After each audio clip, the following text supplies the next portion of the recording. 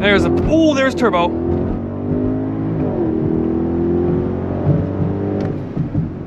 Oh my God. This is very fast. This is very fast. I like this car. I think it looks kinda cool. The carbon optics is too expensive.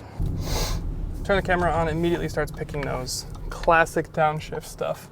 Welcome to Downshift. My name is Matt, and this is basically, almost, a Lamborghini Urus. What it is, in fact, is Audi's RSQ8. It's their most raucous, high-performance super SUV. And today, thanks to our friends at Audi Milwaukee, we're gonna go through the best and the rest and see how it compares to things like the BMW X5M and the Mercedes GLE 63 AMG. Let's get into it.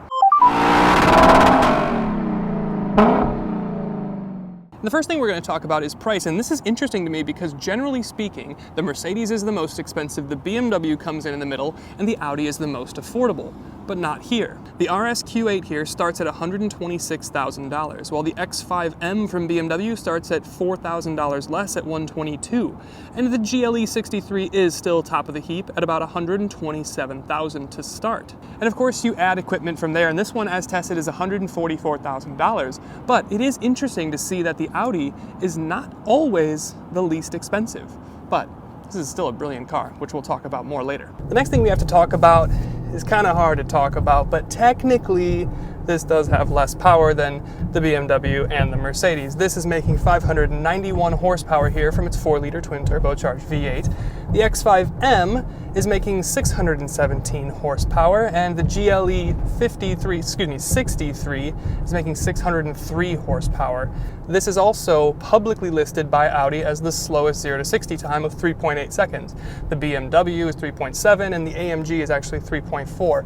But in real world testing, where we all live, in the real world, Car and Driver achieved almost 3 seconds flat in this thing. So in real world testing, this actually ended up being the quickest of the three. So maybe it's down on power. Do you care if you're faster than the other guys? Maybe not. And then there's the trunk space, and you can see from the roofline this is a more coupified, slopey backed SUV shape, and yeah, that does have an effect on your overall cargo space. Ultimately, your cargo space shakes out by the numbers with 30.5 cubic feet of space back here in the RSQ8.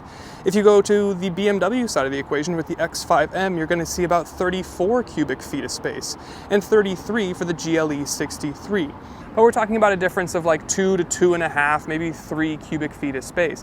This is still a wonderfully practical cargo area, and you still have these buttons here to raise and lower the air suspension to make things easier to get in and out. And then we're stepping up front to talk about the technology suite. And I have this on the con side of the video, but it's not exactly a con. It's just in relation to the BMW and the Mercedes, it's just not quite as cutting edge or advanced or gimmick packed as those other two.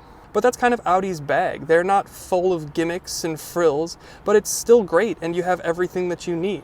But again, relative to the other two, it's just not quite as flashy. But your RS monitor screen is really cool. You can keep track of your telemetry, horsepower, torque, that sort of thing, and temperatures for not just your engine and oil, but your transmission and even your tires. And of course, you've got wireless Apple CarPlay and Android Auto that you'd expect. But with that, let's talk about all the things that I love about this RSQ8. One of my favorite things about this car, though, is the engine. This has exclusive and elite company like the Panamera turbo, the Cayenne turbo, the Lamborghini Urus, the Bentley V8s, and Audi's own legendary RS6 and RS7.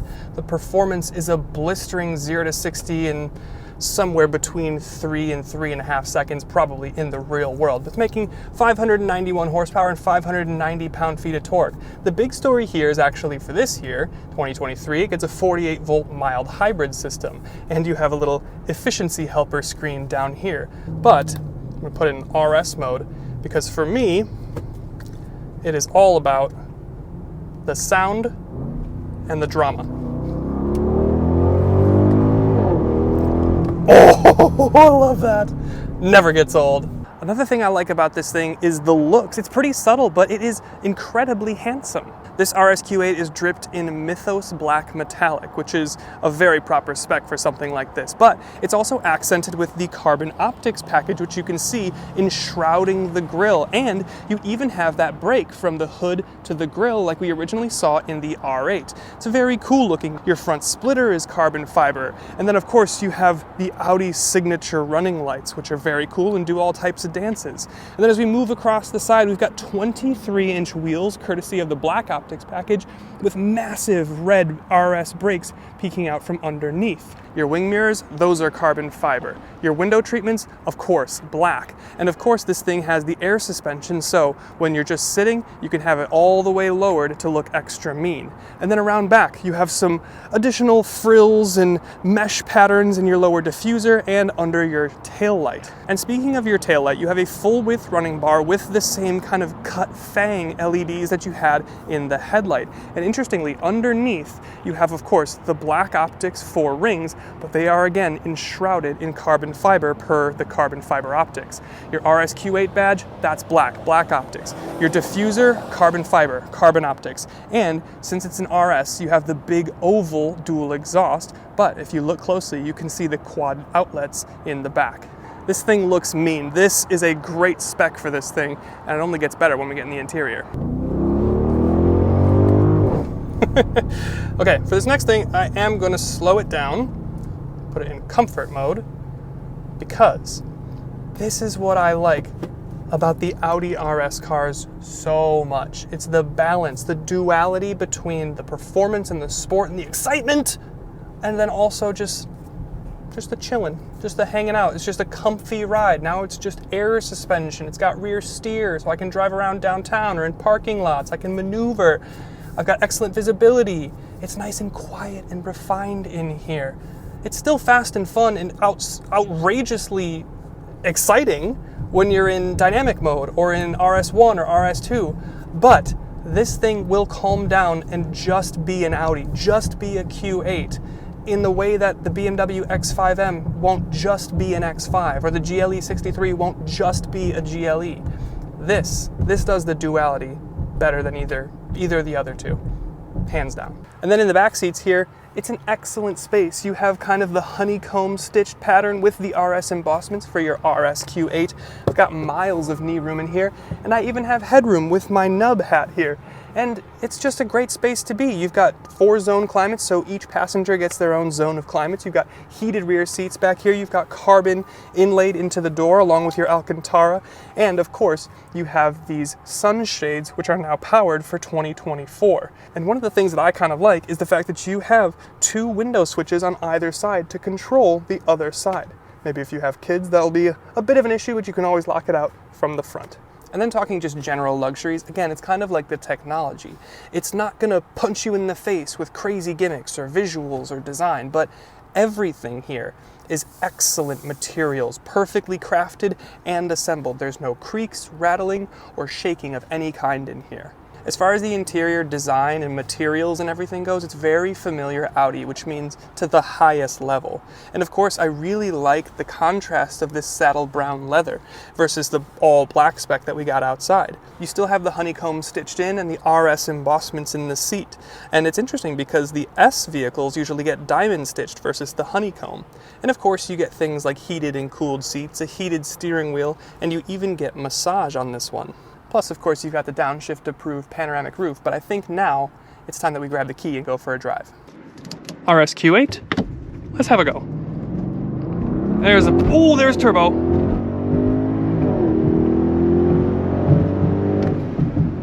Oh my God.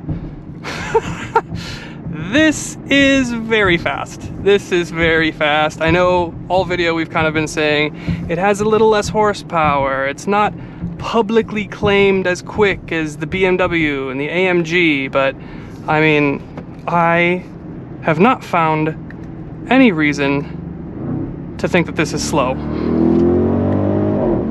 Oh, and to be honest, it is the brrr that you get on shift and right at the top of the rev band. Is that for me? That's all it is.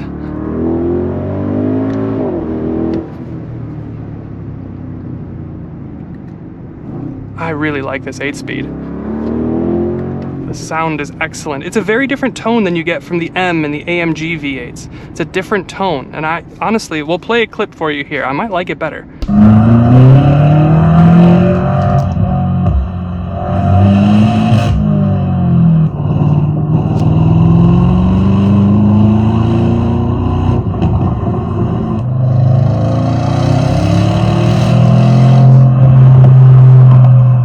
Okay, I'm sitting at this light here.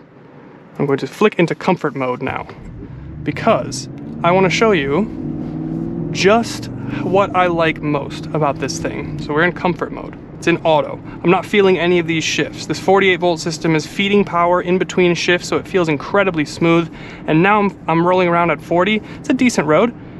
I hear nothing. There is nothing happening. I can hear the fan from the climate. The engine is not roaring at me. There's no wind noise. There's no tire noise. It is just a perfect and pure luxury vehicle now. And this is something that the M car doesn't do. This is something that the AMG doesn't do. The M car and the AMG, they beat you up, and the engine never really kind of fades away. This is what I love so much about the Audi RS cars, is I am not even 30 yet, but I talk about this stuff like I'm 70. I like it to just be calm after a while. I don't need to be shouty and rah-rah-rah all the time. I want that when I'm on a back road, I want that when I'm on a track, but when I'm just driving to a place, just to do transportation to get myself somewhere, sometimes I just want it to be chill. I just want it to be cool, hang out. What's up, 5-0? Give y'all some space. Damn, the whole crew is out here. What is happening? But anyway, yeah, this thing's got rear steer, the air suspension. It's so good. It's so good. The space in the back is great. The trunk space is great. You know, we'll talk about it in the final thoughts. It's not the perfect car, but it does feel pretty close to the perfect performance SUV. Maybe that's a good time to get in the final thoughts. So that is the best in the rest of the Audi RSQ8. It is a brilliantly fun, beautiful to drive super SUV. And sure, it may lose out on a couple places on paper, but the thing is, we don't live on paper, we don't drive on paper. And my experience with this has left me feeling like this would be a fantastic addition to my garage. Of course, if I could swing the payments. But anyway, thanks to our friends at Audi Milwaukee for letting us have a go in such an incredible machine.